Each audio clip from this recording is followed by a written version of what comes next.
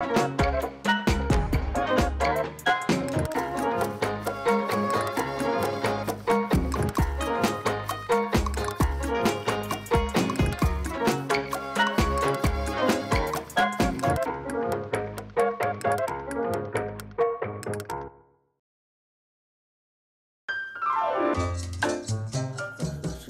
gioventù si è passata e Zitellina, boh, e da quell'epoca non c'era mica, si passava a vedere, eravamo assai zitelli, ci amusavamo, le strette, c'era mica piegni, mangiavamo ciò che c'era, ma boh, eravamo giovani, tutto andava bene qua.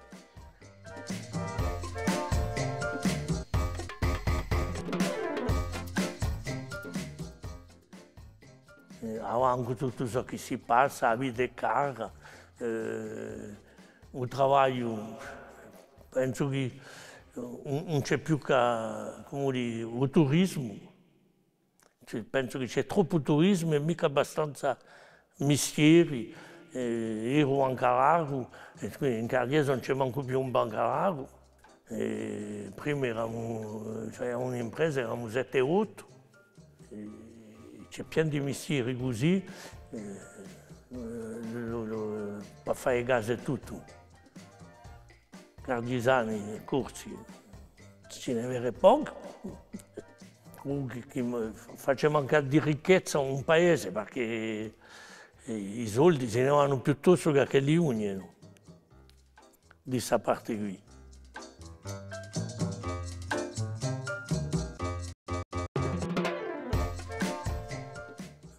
No, diciamo che prima non c'era mica l'acqua in casa, e quando eravamo zitelli giravamo come si poteva. Dopo, negli anni 60, hanno messo l'acqua, tutto il mondo aveva prima le fontane, assai fontane, il paese era pieno di punti d'acqua, il paese era un paesuletto Cardiese, quando ero zitello. Non c'era mica gente che veniva in vacanza in Cardiese, o poco e mica. Si incontravano una decina, una ventena, manco. Tutto il mondo si conosceva.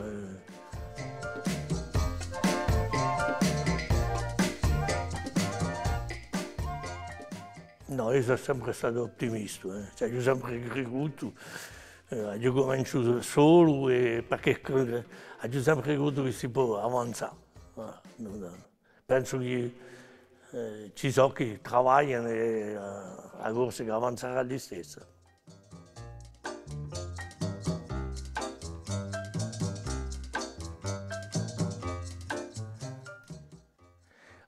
Io penso che ci vuole a lavorare, ma diciamo come ho detto, tutti questi mestieri che si perdono. Allora, tutto il mondo vuole aprire un ristorante, un caffè. Cardiese, l'inverno non si può andare a mangiare in luogo. Sono tutti sarati, perché c'è almeno 25 ristoranti.